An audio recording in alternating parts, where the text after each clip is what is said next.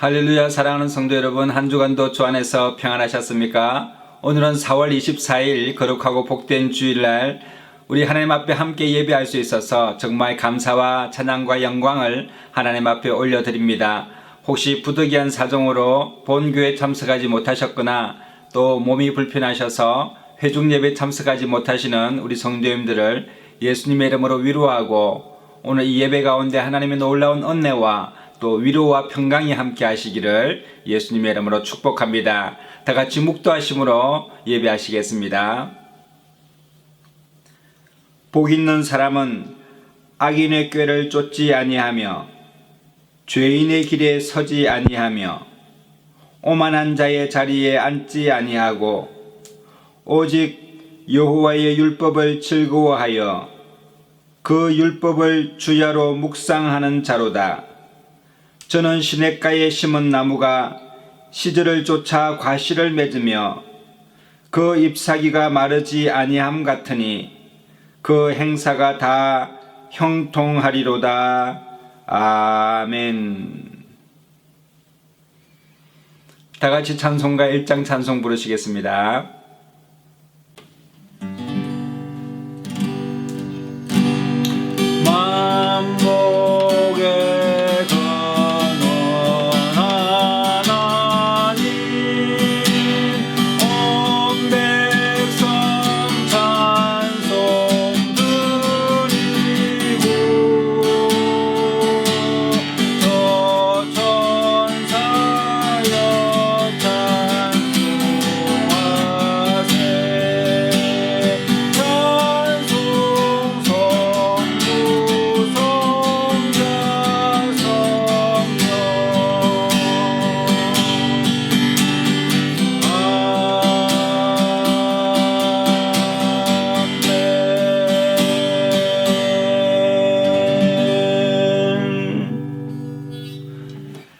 전능하사 천지를 만드신 하나님 아버지를 내가 믿사오며 그 외아들 우리 주 예수 그리스도를 믿사오니 이는 성령으로 잉태하사 동정녀 마리아에게 나시고 본디오 빌라도에게 고난을 받으사 십자가에 못 박혀 죽으시고 장사한 지 사흘 만에 죽은 자 가운데서 다시 살아나시며 하늘에 오르사 전능하신 하나님 우편에 앉아 계시다가 저리로서 산자와 죽은 자를 심판하러 오시리라. 성령을 믿사오며 거룩한 공회와 성도가 서로 교통하는 것과 죄를 사하여 주시는 것과 몸이 다시 사는 것과 영원히 사는 것을 믿사옵나이다. 아멘. 다 같이 찬송가 453장 찬송 부르시겠습니다. 예수도 알기 원하네 크고도 넓은 은혜와 계속해 주신 사랑을 간절히 알기 원하네 내 평생의 소원 내 평생의 소원 계속해 주신 사랑을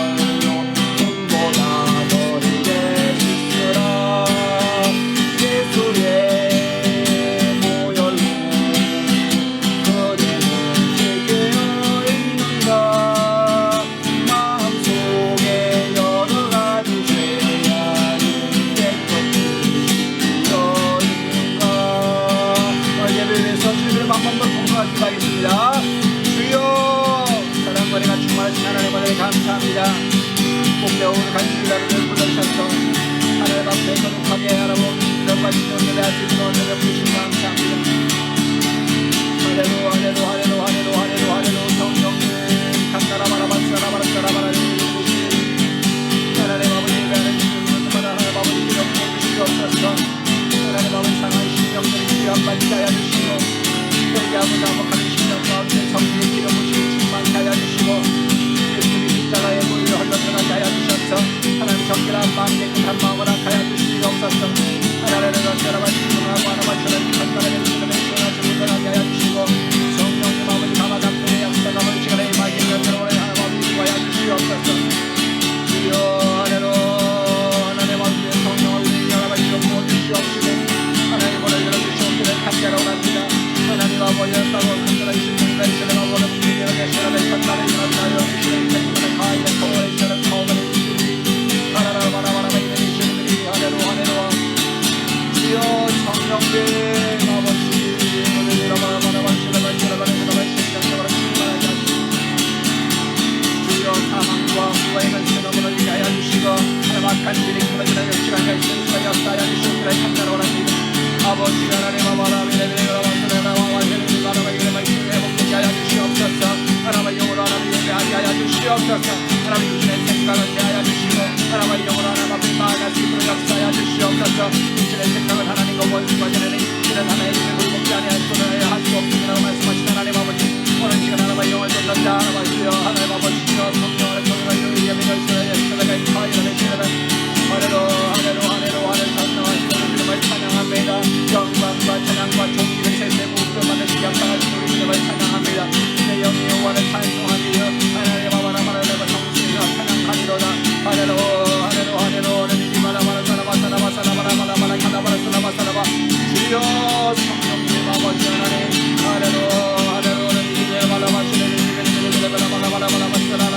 하나님 아버지 우리 성도의 하나님 아버지 시와여 주시옵시고 하나님 마음에 하나님 아버지 간절한 이름을 하나 차여 주시고 하나님 아버지 주여 나중에 하나님 아버지 주여 하나님 아버지 주여 주님의 감사라바 이름을 시원에 가만하마나바 주여 믿음 가운데 성리하게 하여 주소서 부활의 연기를 하여 주시고 하나님의 영혼을 충만케 하여 주시고 그래 간절히 원합니다. 주여 하나님 아버지 하나님 아버지 사나바사나바사나바사나바사나바사나바사나바사나바사나바 주여 하늘로 영접하는 자 통과 이름을 믿는 하나님 자녀가 되는 것을 찬송해 모든 영광과 존귀와 능력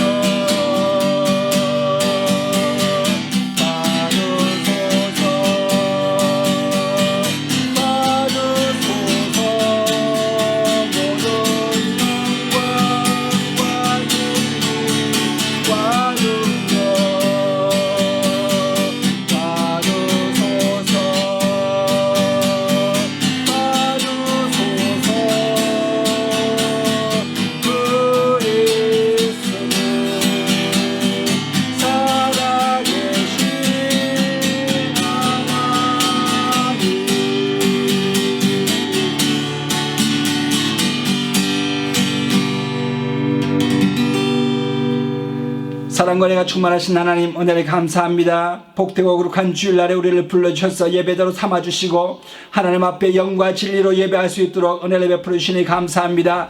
하나님 아버지 딱딱하고 굳어진 우리 심령을 기경하여 주셔서 부드러운 심령 허락하여 주시고 말씀의 옥토밭이 되게 하여 주심으로 주의 말씀으로 정결케 하고 모든 부정이 물러가는 역사가 나타나게 하여 주시며 하나님과 거룩하고 경건한 삶을 삶으로 하나님 앞에 큰 기쁨이 될 수 있도록 은혜를 베풀어 주시옵기를 간절히 원합니다. 하나님 아버지 부활의 산증인이 되기를 원하오니 하나님의 성령의 바람같이 불같이 역사하여 주셔서 우리의 마음을 뜨겁게 하여 주시고 주님을 바라보고 영접할 수 있도록 은혜를 베풀어 주시옵소서. 산증인 되게 하여 주시옵시고 복음을 전하는데 부족함이 없도록 우리 입술에 하나님 앞에 성령의 불을 허락하여 주옵시고 주의 말씀을 하나님 힘있게 전할 수 있는 저희들 될 수 있도록 축복하여 주시옵소서. 이 예배 가운데 하나님 상한 심령이 위로 안 받게 하여 주시고 무릎에 힘을 허락하여 주시고 독수리 높이 올라가 같은 하나님 앙망할 수 있는 이 시간 될 수 있도록 은혜를 베풀어 주시옵소서. 세계와 열방 가운데 전쟁이 거치게 하여 주시고 전염병이 떠나가게 하여 주시고 모든 기근이 하나님의 사라짐으로 풍요와 하나님 앞의 기쁨으로 하나님 예배할 수 있도록 열방 가운데 역사하여 주시옵시고 악한 원수 틈타지 못하도록 인도하여 주시되 각 가정마다 살아나는 놀라운 부활의 역사가 나타날 수 있도록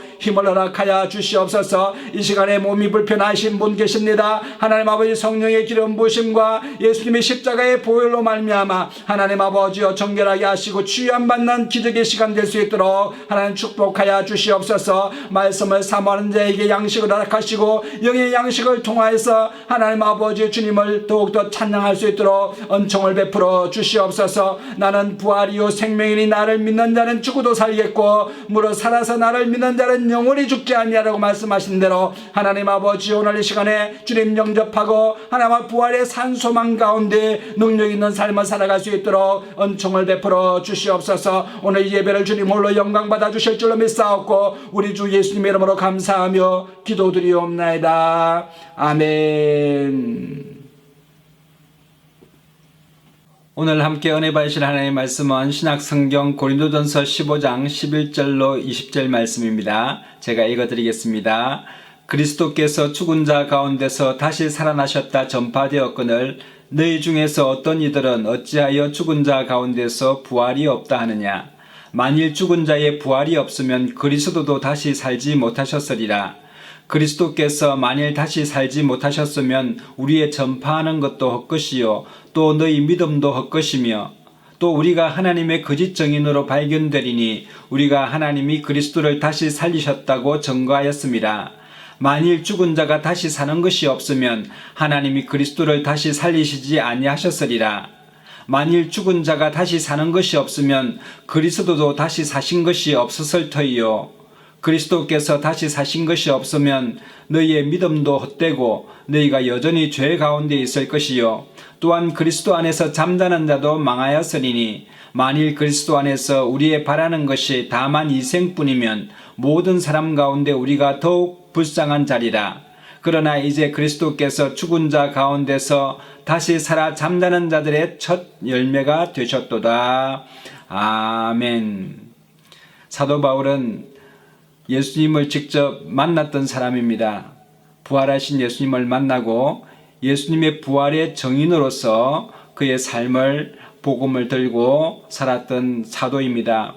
이 사도 바울이 부활의 복음을 전했는데도 이 부활의 복음을 받아들이지 않고 믿지 않는 사람들이 많이 있었습니다. 그래서 이 사도 바울은 변증학적으로 이 말씀을 증거하고 있습니다.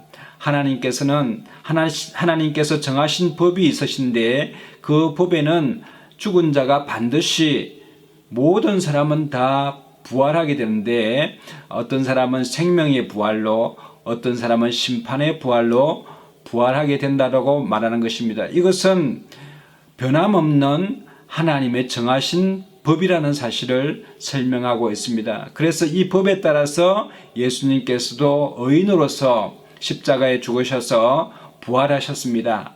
만약에 하나님께서 예수님을 살리지 아니하시고 우리 믿는 자들에게 부활이 없다면 우리가 하나님의 복음을 전하는 것도 다 헛것이요 또 하나님의 거짓 증인으로 발견될 것이며 또 우리의 살아가는 이생의 삶을 살아갈 뿐이고 소망 없는 삶을 살아가기 때문에 우리가 가장 불쌍한 사람이고 허무한 사람이라고 말하고 있습니다. 그러나 그리스도께서 죽은 자 가운데서 정말 살아나셔서 모든 잠자는 자들의 첫 열매가 되셨기 때문에 첫 열매라고 하는 것은 다음 열매도 있고 그 다음 열매도 있는데 그 다음에 열매가 다 우리에게 주어지는 열매입니다. 우리 또한 예수님과 함께 부활의 큰 소망을 가지고 또 큰 영원한 기쁨 가운데 영생할 줄로 믿게 되시기를 예수님의 이름으로 축복합니다.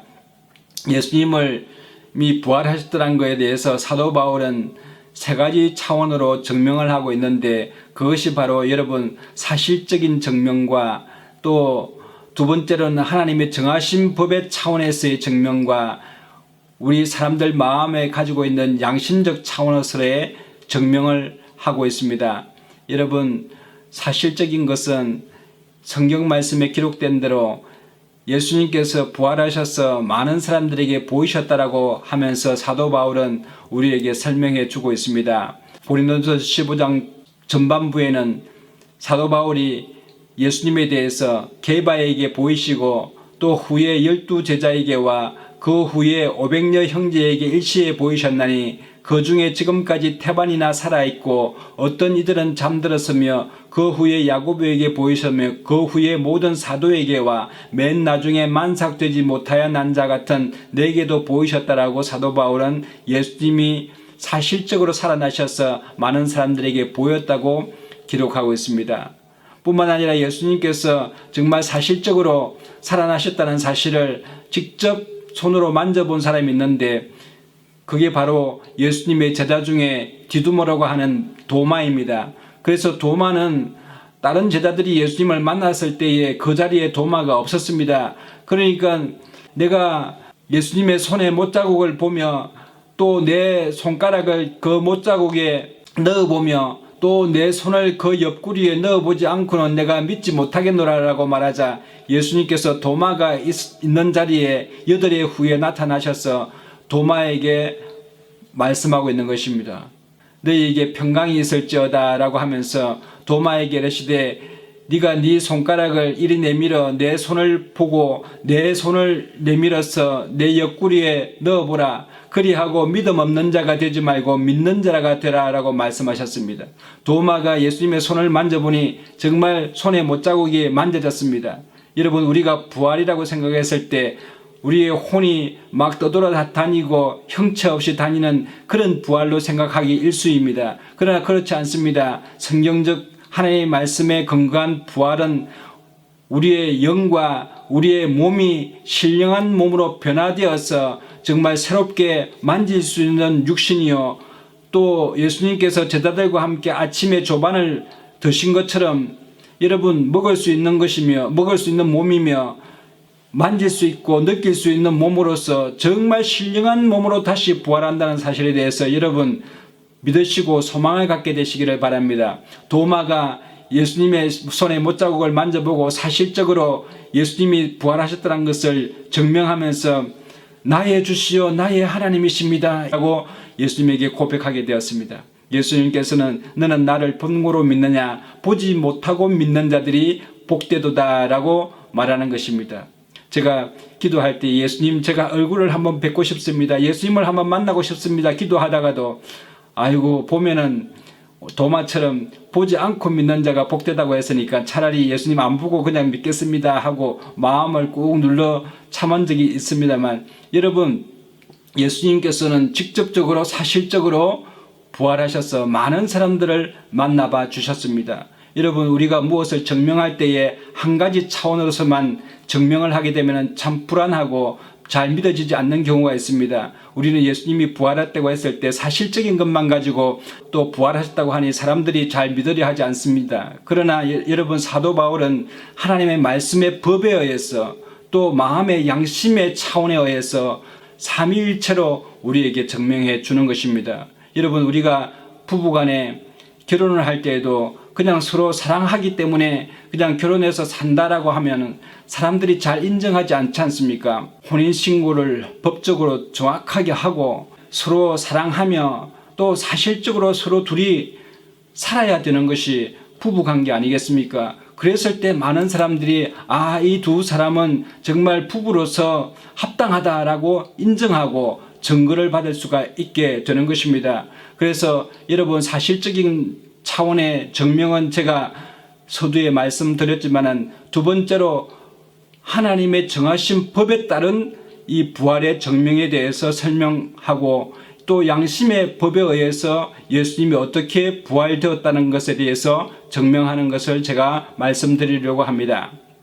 예수님이 부활의 증명을 할 수 있는 첫 번째 차원의 증명은 성경대로 예수님께서 부활하신 것입니다. 그래서 고린도전서 15장 1절에서 4절에 보면은 형제들아, 내가 너희에게 전한 복음을 너희에게 알게 하노니 이는 너희가 받은 것이요 또 그 가운데 선 것이라. 너희가 만일 내가 전한 그 말을 굳게 지키고 헛되이 믿지 아니하면 그로 말미암아 구원을 받으리라.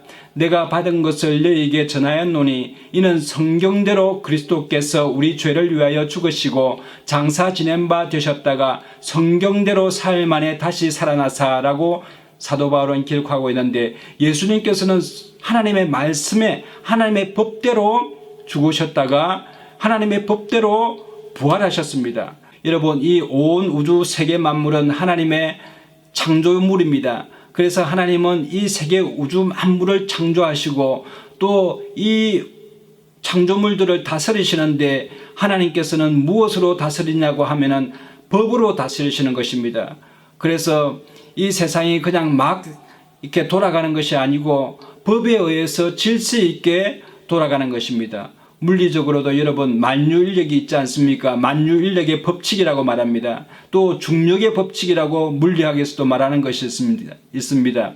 그것을 떠나서는 이 사물들이 존재하기가 어렵게 되는 것입니다. 이것이 하나님께서 정하신 법인 것입니다. 정말 질서정연하게 온 우주 만물들은 하나님의 정하신 법칙대로 질서를 유지하면서 존재해 가는 것입니다. 만약에 물리적 법칙을 벗어난다고 하면 질서가 없고 깨어지는 것입니다. 뿐만 아니라 우리 인생도 그냥 인생을 사니까 그냥 막 살아가는 것이 아니고, 또 정욕대로 쾌락대로 그냥 살아야 되는 것이 아니고, 여러분, 하나님께서는 우리 인생에게 법을 주셨습니다. 십계명이라고 하는 법을 정하시고 윤리 도덕적인 법칙에 따라서 살아가기를 우리에게 요구하셨습니다. 이것을 지키지 않는 사람은 반드시 죽으리라고 말씀하실 정도로 엄하신 법을 정해 놓으셨습니다. 이 법대로 살아갈 때에만 생명을 얻을 수 있다라고 성경은 우리에게 기록하고 있습니다. 이것이 바로 응과 응보의 법칙을 가지고 사는 것입니다. 우리가 옛 속담에도 이런 법칙이 있지 않습니까? 인생에는 콩 심은 데 콩 나고 팥 심은 데 팥 나는 것이 옳은 법칙이다라고 말할 정도로, 여러분, 어떤 원인이 있으면 반드시 결과가 있게 되고, 죄를 지으면 반드시 벌을 받게 되고, 또 착한 일을 하게 되면 응당히 보상을 받아야 된다고 하는 것이 어떤 윤리적 법칙으로 정해져 있지 않습니까? 그래서 여러분, 하나님께서 정하신 이 법에 따라 살아가는 것은 그 법에 의해서 보호를 받을 수 있는 굉장히 좋은 법인 것입니다.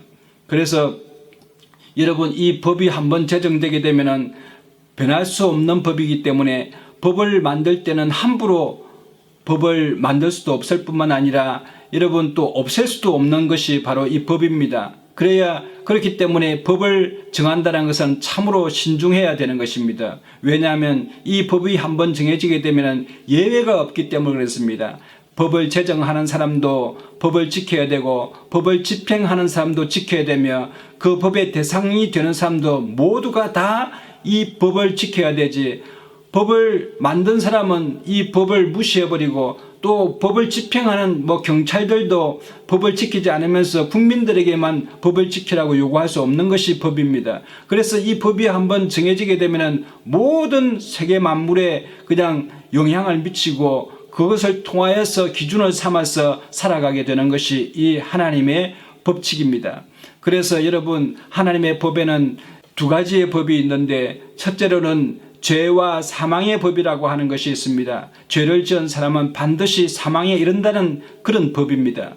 두 번째로는 생명의 성령의 법인데, 생명의 말씀을 지켜서 행하는 옳은 사람, 의인들은 성령의 인도함을 받아서 영생을 이루는 법입니다.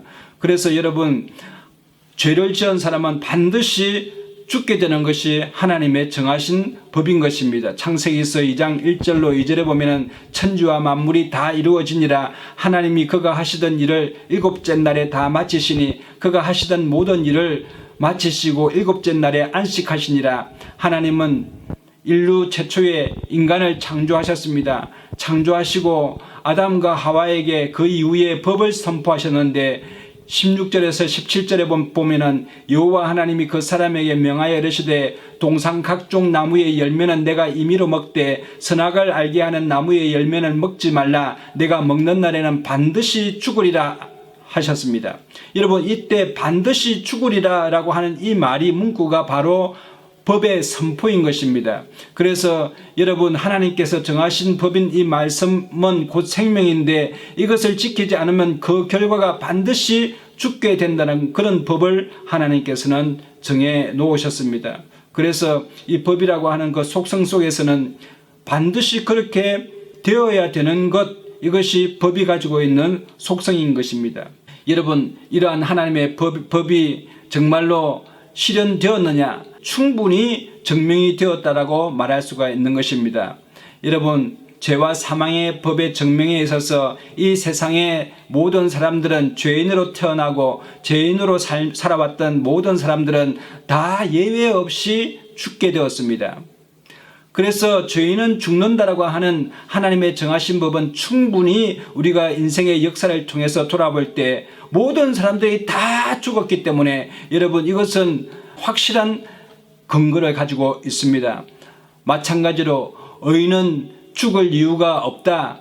의인은 고난받을 이유도 없고 벌받을 이유도 없고 죽을 이유도 없다라는 것이 하나님의 법칙입니다. 만약에 어떤 의인을 법이 없는 무법자들이 누명을 씌워서 여러분 죽인다 해도 의인은 죽음에 매여 있을 수가 없는 것입니다. 이것이 바로 하나님께서 세우신 법인 것입니다. 죄 없으신 분으로서 십자가에 죽으셨다가 사망에 매여 있을 수 없던 분으로서 우리 예수님께서 부활하심으로 증명이 된 것입니다. 여러분, 예수님께서는 무법한 자들의 손에서 이끌려서 재판받으시고 십자가에 못 박히시고 피 흘려 죽으셨지만은 그러나 예수님은 의인이십니다. 그렇기 때문에 사망에 매여 있을 수가 없었습니다.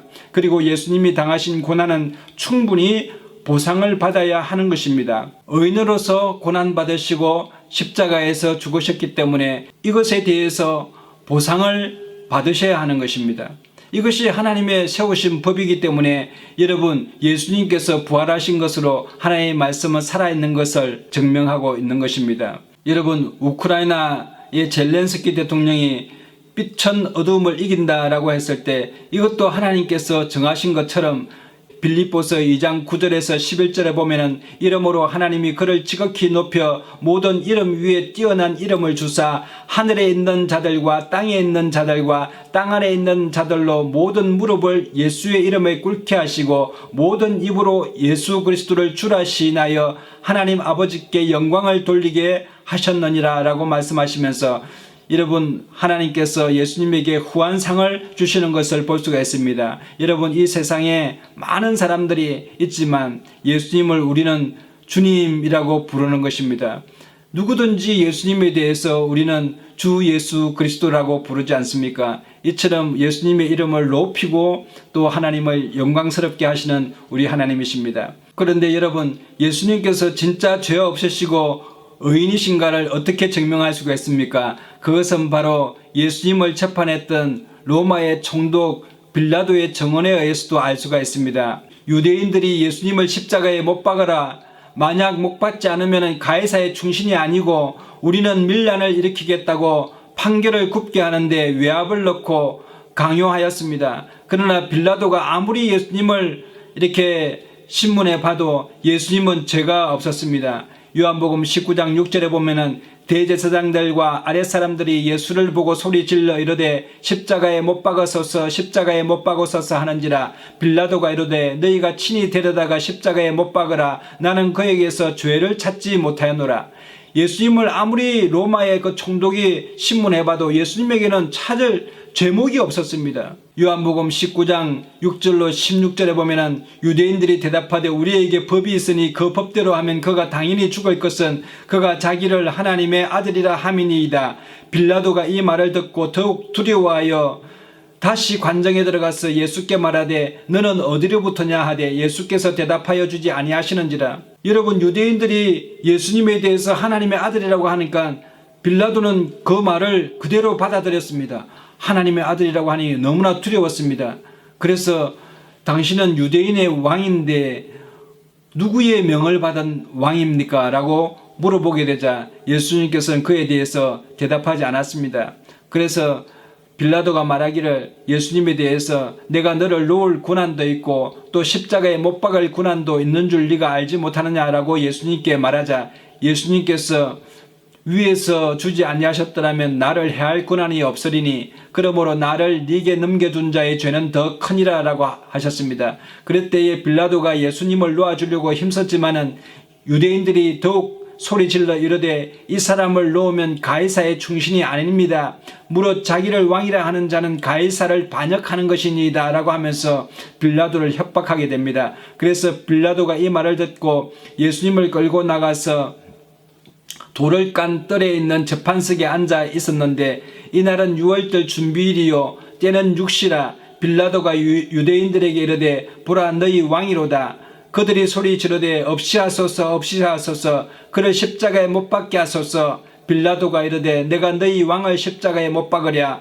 대제사장들이 대답하되 가이사 외에는 우리에게 왕이 없나이다 하니 이에 예수를 십자가에 못 박도록 그들에게 넘겨주니라 라고 말하고 있습니다. 여러분, 이 가이사라고 하는 로마의 황제가 유대인들에게 과거에는 무엇이었습니까? 그들을 압제하는 원수였습니다.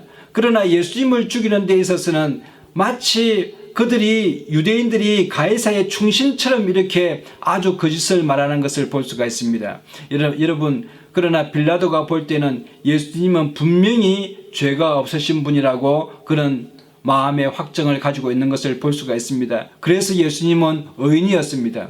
뿐만 아니라 로마의 백부장이 있습니다. 이 백부장은 예수님을 십자가에 처형하는 그런 집행관이었습니다. 그래서 예수님께서 십자가에 못 박은 난 다음부터 일어나는 일에 대해서 백부장이 예수님을 바라보면서 아, 이분은 정말 죄가 없으신 분이다. 정말 의인이다. 그렇게 증언하게 된 것입니다. 누가복음 23장 47절로 48절에 보면은 백부장이 그 된 일을 보고 하나님께 영광을 돌려 이르되 이 사람은 정녕 의인이었도다 하고 이를 구경하러 모인 무리도 그 된 일을 보고 다 가슴을 치며 돌아가고 라고 성경은 기록하고 있습니다. 백부장도 예수님의 그 십자가에 된 일을 보면서 이분은 정말 정령이 의인이었다라고 말하고 있습니다. 로마 사람이 더군다나 그렇게 말하고 있는 것을 볼 때에 예수님께서는 분명히 죄가 없으신 의인인 것입니다. 그래서 여러분, 사도행전 2장 23절로 24절에 보면은 그가 하나님께서 정하신 뜻과 미리 아신 대로 내준 바 되었거늘 너희가 법 없는 자들의 손을 빌려 못 박아 죽였으나 하나님께서 그를 사망의 고통에서 풀어 살리셨으니 이는 그가 사망에 매여 있을 수 없음이니라. 여러분, 하나님의 법은 예외가 없기 때문에 예수님의 부활은 하나님의 확실한 말씀대로 의인으로서 사망에 매여 있을 수 없다는 것입니다. 그리고 사망에 매여 있었어도 안 된다는 것이 하나님의 법칙입니다. 의인은 절대로 죽어서도 안 되고 고통을 받아서도 안 되고, 여러분, 죽었다 하더라도 영영이 죽는 것이 아니라 다시 부활하게끔 하나님께서 정해신 법칙이라는 것입니다. 그래서 하나님의 법칙을 봤을 때 예수님께서는 분명히 부활하셨다는 것을 우리가 증명하여 알 수가 있는 것입니다. 또 하나의 하나님께서 정하신 법이 있습니다. 그것이 바로 은혜의 법이요 믿음의 법입니다. 죄인이라고 하더라도 예수님을 믿어서 회개하면 예수님의 십자가 보혈이 그 죄인에게 흘러들어가서 그 사람의 죄를 다 씻고 그 사람의 죄인인데 의롭다함을 잇는 칭의의 법이 바로 믿음의 법입니다. 하나님의 의가 그 죄인에게서 흘러들어가서 그 죄인이 의인이 된다는 그런 말입니다.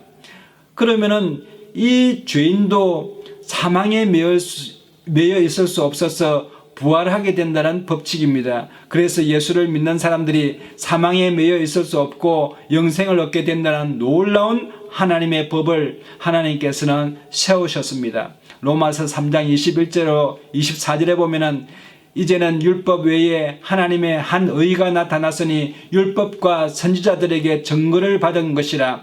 곧 예수 그리스도를 믿음으로 말미암아 모든 믿는 자에게 미치는 하나님의 의인이 차별이 없느니라. 모든 사람이 죄를 범하였음에 하나님의 영광에 이르지 못하더니 그리스도 예수 안에 있는 구속으로 말미암아 하나님의 은혜로 값없이 어렵다 하심을 얻은 자 되었느니라 라고 말씀하고 있습니다.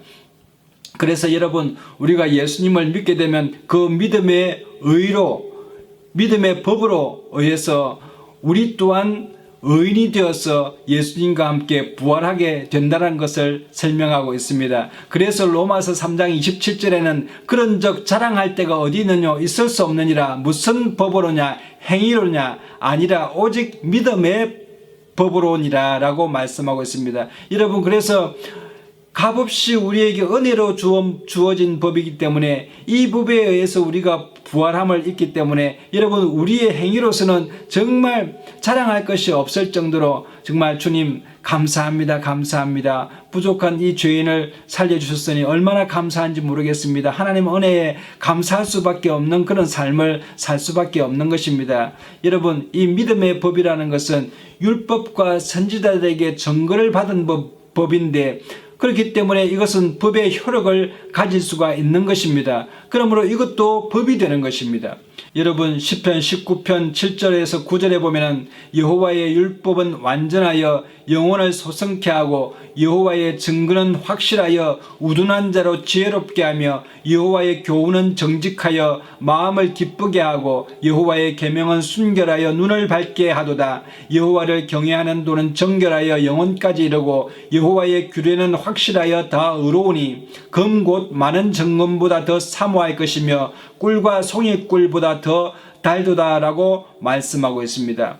그래서 여러분 우리가 이 부활이 마음에 들고 또 좋고 싫고를 떠나서 또 믿어지고 안 믿어지고를 떠나서 이 모든 사람들은 하나님의 말씀에 따라서 부활하게 된다는 사실을 여러분 믿게 되시기를 예수님의 이름으로 축복합니다. 로마서 8장 1절에서 2절에 보면 그러므로 이제 그리스도 예수 안에 있는 자에게는 결코 정죄함이 없나니 이는 그리스도 예수 안에 있는 생명의 성령의 법이 죄와 사망의 법에서 너를 해방하였음이라고 말씀했는데 죄인이었던 우리가 죄로 말미암아 사망에 이를 수밖에 없었지만 하나님께서는 예수님을 믿고 생명을 얻는 자들에게 생명의 성령의 법을 적용하셔서 앞으로는 결코 정죄함이 없는 그런 의인의 삶으로서 살아갈 수 있도록 하나님 축복하시고 또 부활에 참여할 수 있는 은혜를 베풀어 주셨다는 사실을 믿게 되시기를 예수님의 이름으로 축복합니다. 이스라엘 백성들이 출애굽할 당시에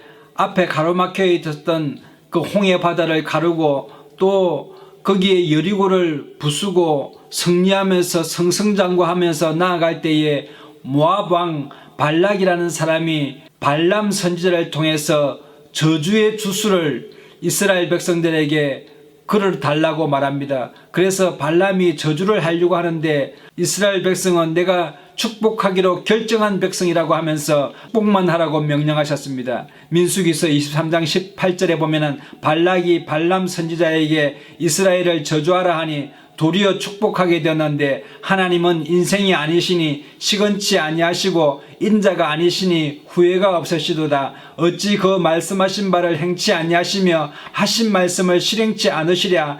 내가 축복의 명을 받았으니 그가 하신 축복을 내가 돌이킬 수 없도다 라고 말씀하면서 이스라엘이 받는 축복에 대해서 변케 할 수 없다라고 발람은 말하고 있는 것입니다. 이와 같이 여러분 우리 예수 믿는 사람들은 복을 받은 사람들입니다. 생명의 부활을 여러분 확정받은 사람임을 여러분 믿게 되시기를 예수님의 이름으로 축복합니다. 여러분 예수님의 부활을 증명할 수 있는 두 번째 차원의 증명이 있는데 그것은 우리 사람들의 마음속에 있는 양심입니다. 법이라는 것은 반드시 그렇게 되게 되어 있다라고 하는 것이 법입니다. 그러나 이 양심이라는 것은 법하고 조금 다릅니다. 양심이라는 것은 그렇게 되었으면 참 좋겠다.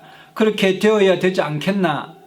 또 그렇게 안 되면 이게 말이 안 되지. 이렇게 말하는 것이 양심입니다.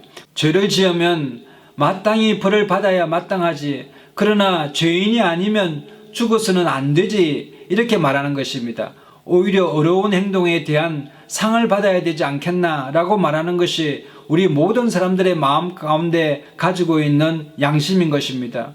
양심이라는 것은 법하고 조금 다른데 법은 하나님께서 정하신 것이고 양심은 우리 인간의 마음속의 반응인 것입니다.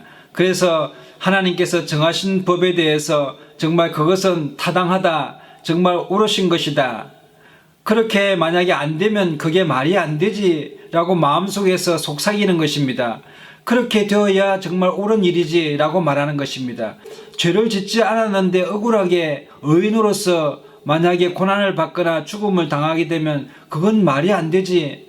반드시 그 사람은 보상을 받게 되거나 부활해야지 하는 것이 우리 모든 사람들이 가지고 있는 양식적인 반응인 것입니다.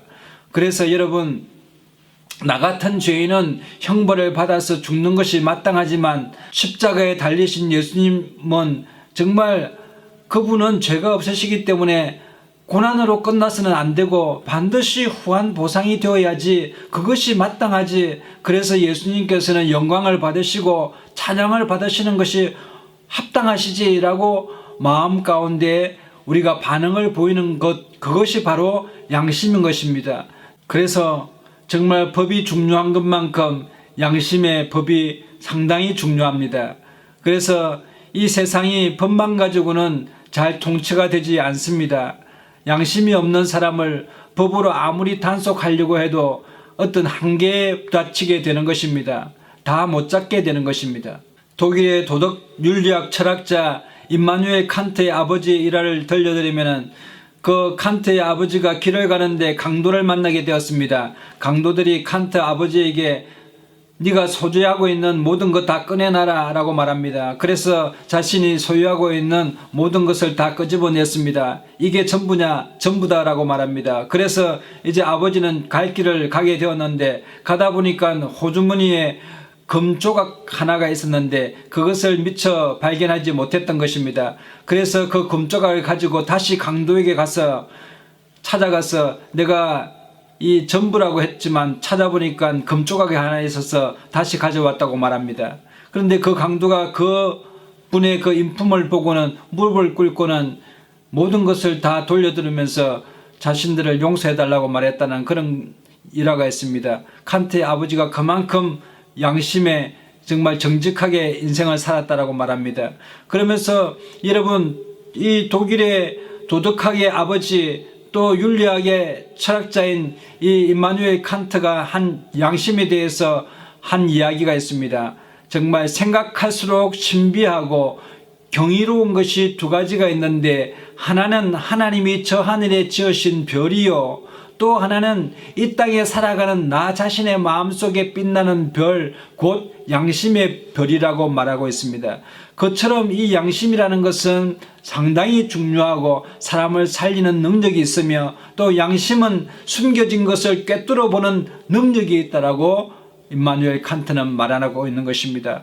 여러분, 정말 예수님을 믿는 우리들의 마음 가운데서는 정말 양심이 살아 있어야 될 줄로 믿습니다. 하나님의 말씀이 정미하고 정세한 것처럼 하나님의 말씀이 우리 속에 꽂혀지게 되면은 우리의 생각과 우리의 마음의 뜻을 감찰하게 되고 꿰뚫어 보게 되는 것인데, 하나님의 말씀이 우리를 계속적으로 지속적으로 꿰뚫어 보게 되면 우리의 양심이 살아나게 되고, 우리 양심 또한 예리한 양심으로 변하게 되어서 우리의 죄악을 밝히 드러내 보이게 되는 것입니다. 히브리서 4장 12절로 보면은 하나님의 말씀은 살았고 운동력이 있어 좌우에 날선 어떤 검보다 예리하여 우리 혼과 영과 및 관절과 골수를 찔러 쪼개기까지 하며 또 마음의 생각과 뜻을 감찰하시나니 지으신 것이 하나라도 그 앞에 나타나지 않음이 없고 오직 만물이 우리를 상관하시는 자 앞에서 눈앞에서 벌거벗은 것 같이 드러난다라고 말하고 있는데, 여러분, 우리가 하나님의 말씀 앞에 딱 서게 되면은 우리의 양심의 숨은 죄악들이 보여지게 되고, 또 그 양심이 꿰뚫어 보여지게 되는 역사가 일어나게 됨으로 말미암아 회개가 일어나게 되고 우리의 양심이 살아나는 놀라운 은혜를 경험할 수 있게 되는 것입니다. 여러분, 눈앞에 벌거벗은 것 같은 자신을 발견하게 될 때 우리는 회개가 일어나게 되고 다시 살아나는 역사가 일어나게 되는 것입니다. 여러분, 법만 가지고는 정말 좋은 사회를 이루어 나갈 수가 없게 되는 것입니다. 여러분, 최근에 용소계곡 살인사건을 아시지 않습니까? 법으로 볼 때에는 정말 이것이 우연한 사건으로 일어날 수 있는 사건으로 계곡에서 다이빙 하다가 죽은 것으로 그냥 묻혀질 수 있는 사건이지만 여러분 양심의 법으로서 그 배우를 꿰뚫어 볼 때에 이건 정말 끔찍하고 어떻게 이런 일을 할 수가 있나라고 할 정도로 정말 악한 사건이 되지 않았습니까? 정말 사건을 있는 그대로 끝으로만 볼 것이 아니라 그 배우를 직관하여 볼 수 있는 꿰뚫어 보는 눈이 바로 살아있는 양심인 것입니다. 그러므로 양심은 통찰력을 가지고 있습니다. 이 통찰력이 어떤 사물에 대해서뿐만 아니라 자기 자신의 마음속까지 통찰력을 가지고 있을 때 그 사람은 살아나는 역사가 일어나게 되고, 여러분 이 양심의 통찰력이 있었던 사람이 예수님의 제자 중에 베드로였습니다. 베드로는 예수님을 처음 만날 때 어부였습니다. 어부로서 밤이 맞도록 수고하여 정말 그물을 던졌지만 그 고기를 건져낼 수가 없었습니다. 잡을 수가 없었습니다. 누가복음 5장 4절에서 8절에 보면은 시몬 베드로에게 이르시되 깊은 데로 가서 그물을 내려 고기를 잡으라 라고 말하고 있는 것입니다. 시몬 베드로가 밤이 맞도록 수고하여서 이제 자기 집 앞으로 왔는데 다시 배를 끌고 나가서 깊은 데로 가서 이 그물을 던졌습니다. 시몬 베드로가 대답하여 가로되 선생님이여 우리가 밤이 맞도록 수고를 하였으되 얻은 것이 없지만은 말씀에 의지하여 내가 그물을 내리리이다 하고 그리한즉 고기를 애운 것이 심히 많아 그물이 찢어지게 되었다고 말했습니다. 이에 다른 배에 있는 동물을 손짓하여 와서 도와달라 하니 저희가 와서 두 배의 체험에 잠기게 되었다라고 말하고 있습니다. 그런데 시몬 베드로가 이런 상황들을 보면서 예수님 앞에 무릎을 꿇고 엎드려 가로되 주여 나를 떠나소서 나는 죄인으로소이다 하니, 여러분 이 베드로가 잡은 고기가 눈에 보이는 것이 아니라 예수님의 빛 앞에 자신의 양심이 비치게 된 것입니다. 그러니 자기의 양심에 나는 죄인이라고 고백할 수밖에 없었습니다. 예수님께서 십자가 달리셨을 때에 두 명의 강도도 동일하게 달렸습니다. 그들은 예수님보다 먼저 십자가에 달려서 예수님께서 십자가에 달리시는 모든 장면을 옆에서 지켜볼 수밖에 없게 되었습니다. 이 강도 중에 한 강도는 마음의 양심이 굳어져서 그 사건을 꿰뚫어 볼 수 있는 눈이 없었습니다. 그래서 예수님에게 비방하여 가로되 네가 그리스도가 아니냐 너와 우리를 구원하라 이렇게 말하는 것입니다. 아주 양심 없는 사람입니다. 그러나 옆에 있던 한 강도는 예수님께서 십자가를 지시는 것을 보면서 정말 그만 자신의 양심의 눈이 밝아지게 된 것입니다. 이분은 정말 하나님의 아들이시고 정말 죄 없는 분으로서 우리 같은 죄인을 위하여 십자가를 정말 지시는 거구나를 꿰뚫어 보아 알게 되었습니다. 그래서 이 사람은 양심 없는 한 강도에게 이렇게 꾸짖어 말하는 것입니다. 네가 동일한 정죄를 받고서도 하나님을 두려워하지 아니하느냐? 우리는 우리의 행한 일에 상당한 보응을 받는 것이 이에 당연하거니와 이 사람의 행한 것은 옳지 않은 것이 없느니라 하고 가로되 예수여 당신의 나라에 임하실 때에 나를 생각하소서 하니 예수께서 이르시되 네가 진실로 진실로 내게 이르노니 오늘 네가 나와 함께 낙원에 있으리라 하시니라 라고 말씀하고 있습니다. 정말 양심 있는 사람은 우리는 우리의 행한 일에 상당한 죄에 대한 벌을 받는 것이 이것이 당연하거니와 이분은 죄 없으신 분으로서 정말 이렇게 당하시면 안 되지 하는 그런 마음이 있는 것입니다. 그 행하신 일이 옳지 않은 일이 없으신 의인이신데 정말 예수여 당신의 나라에 가셨을 때 나를 기억하소서라고 말할 때 예수님께서는 너는 오늘 나와 함께 낙원에 있을 것이라고 말하는 것입니다. 여러분 우리가 이 양심이 살아있는 이 강도를 보면서 정말 막판에 말 한 번 잘해서 천국 가는 운 좋은 사람이라고 생각할 줄 모르겠지만 여러분 그런 것이 아닙니다. 정말 그 마음 가운데 십자가를 바라보면서 자신의 죄악이 꿰뚫어져 보이기 시작하고 예수님 아니고서는 내가 구원받을 수 없는 죄인이라는 사실을 여러분 깨닫게 된 것입니다. 정말 회개케 하시는 성령의 역사로 그의 눈이 뜨여지게 됨으로 말미암아 자신의 죄가 깊이 보여지게 되고 반성하는 은혜를 입게 된 것입니다. 우리가 성경을 읽을 때도 그냥 읽을 것이 아니라 하나님의 말씀을 꿰뚫어 보아야 자신이 발견되어지고 신앙을 고백할 수 있게 되는 것입니다. 그러므로 우리 예수님의 이 부활은 정말 세 가지로 증명할 수가 있는데, 사실적인 차원의 증명과 여러분 하나님이 정하신 법적인 차원의 증명과 우리의 사람의 마음 가운데 가지고 있는 양심이라고 하는 것에 대해서 예수님의 부활이 증명을 받으실 수가 있는 것입니다. 하나님의 정하신 법은 하늘의 법이요 양심은 이 땅의 법인데, 예수님의 부활은 하늘과 땅이 증명하고 온 우주 만물이 예수님을 증명하는 것입니다.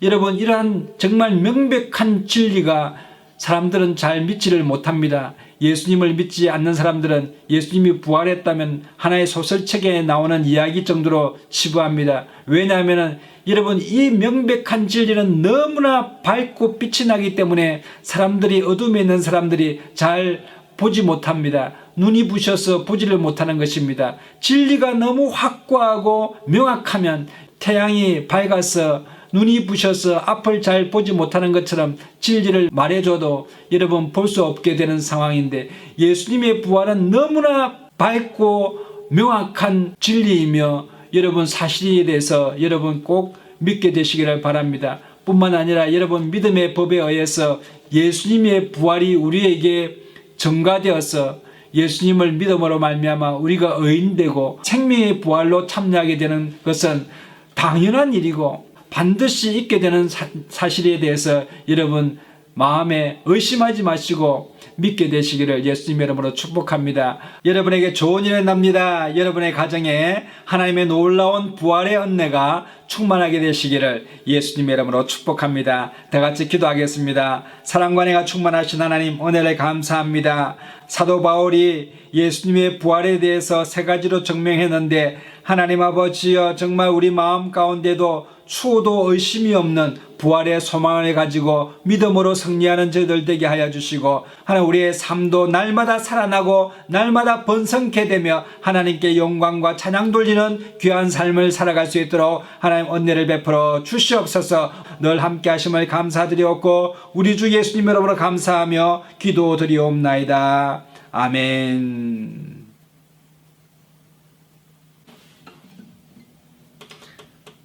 다 같이 찬송가 180장 찬송 부르시면서 준비하신 헌금 하나님 앞에 드리시겠습니다.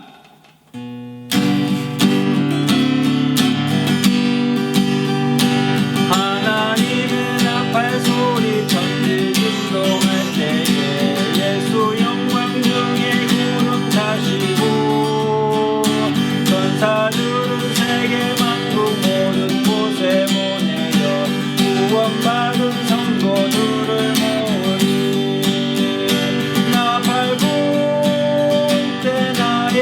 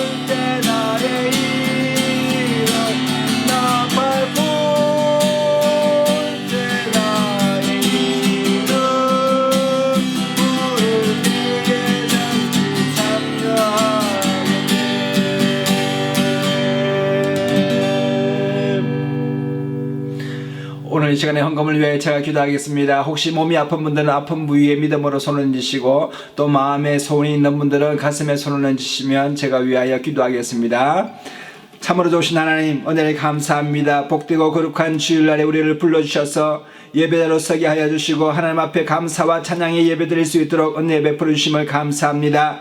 하나님 아버지의 마음은 원유로 돼 육신이 연약하여서 아픈 부위에 믿음으로 손을 얹어 싸우니 내가 나사렛 예수 이름으로 명하노니 악한 원수야 우리 성도님들 몸에서 떠나갈지어다. 질병아 깨끗이 나음받고 떠나갈지어다. 하나님 아버지 강건케 하여 주옵소서. 사랑하는 자여 내 영혼이 잘됨같이 내가 범사에 잘되고 강건하기를 원한다고 말씀하신 대로 오늘 이 시간에 치유의 역사가 나타나게 하여 주옵소서. 예수님께서 채찍에 맞으심으로 우리가 나음을 입었다고 성경에 말씀하셨사오니 하나님 우리 마음 가운데 믿음과 확신을 가지고 불안과 두려움이 떠나가게 하여 주셔서 하나님 평강 가운데 취함받는 복된 시간 되게 하여 주옵소서. 마음에 소원이 있어서 하나님 앞에 간구함으로 간절히 간구합니다. 모든 문제의 근원이 물러가게 하여 주시고 하나님 아버지 응답의 역사 기적이 나타날 수 있도록 은혜를 베풀어 주시옵소서. 성경에 하나님 아버지 많은 인물들이 예수님 만남으로 모든 문제가 해결받고 기적을 경험한 것처럼